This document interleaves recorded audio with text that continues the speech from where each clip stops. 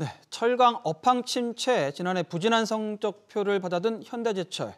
지난해 말 구원투수로 서강현 전 현대자동차 기획재경본부장을 대표 자리에 앉혔습니다.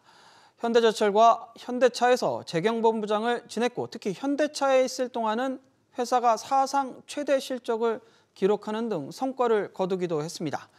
그룹 내 대표적인 재무통으로 여겨지는 만큼 위기에 빠진 현대제철의 실적 개선을 이끌 것으로 기대가 컸는데 초반부터 암초를 만났습니다. 바로 노조 리스크인데요.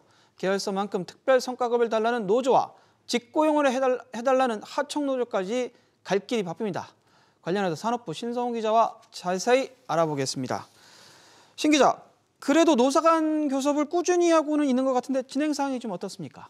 네, 사측의 교섭 요청으로 21차 교섭을 진행을 했는데요. 21번째 교섭 만에 겨우 합의점을 찾았습니다.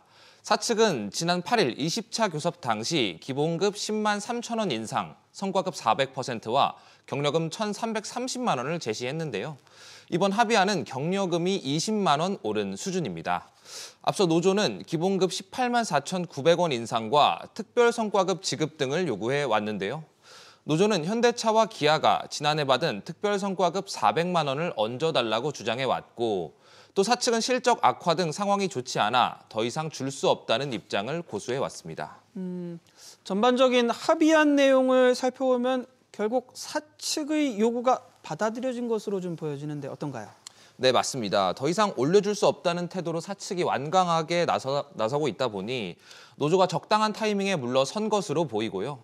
또 교섭 장기화에 따른 노조원들의 피로감 등도 합의 사유가 될 수 있겠습니다. 여기에 앞서 대표가 직접 나서 협조를 당부한 것도 영향을 미친 것으로 보이는데요. 서강현 현대제철 대표는 최근 담화문을 통해서 직원들에게 노사 관계가 지난해 단체 교섭에 멈춰 있는 상황이라며 우려를 표했습니다. 또 어려운 경영 환경 속에서도 회사가 마련할 수 있는 최선의 안을 제시했다고 덧붙였는데요.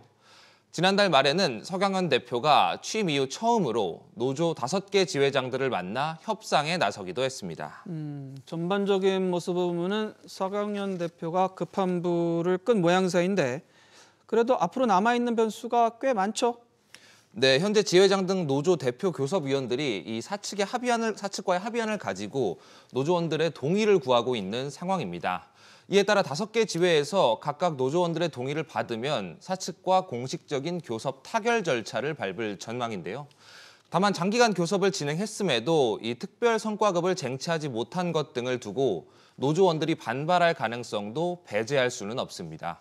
앞서 지난 2021년 임금 협상 당시 현대제철 노조 인천지회에서 찬성률 48%로 노사가 마련한 임금 협상 의견 일치안이 부결된 바 있습니다.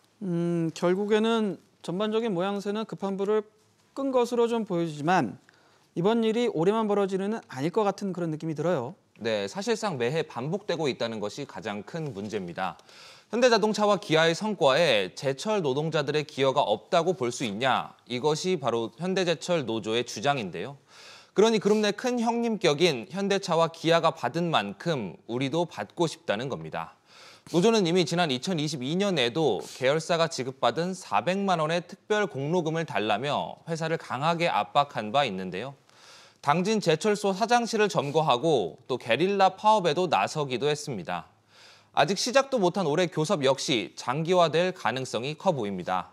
현대차와 기아가 지난해 역대 최대 실적을 달성한 것을 두고 올해 특별 성과급을 달라고 요구하고 있기 때문인데요.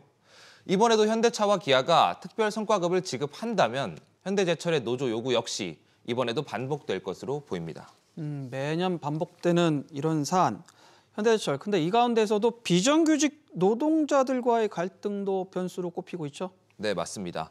대법원은 지난 12일 현대제철 순천 공장에서 일하는 하청 노동자들이 제기한 근로자 지위 확인 소송에서 노동자들의 손을 들어줬습니다. 하청 노동자들이 현대제철로부터 지위와 명령을 받는 근로자 파견 관계에 있다고 본 건데요.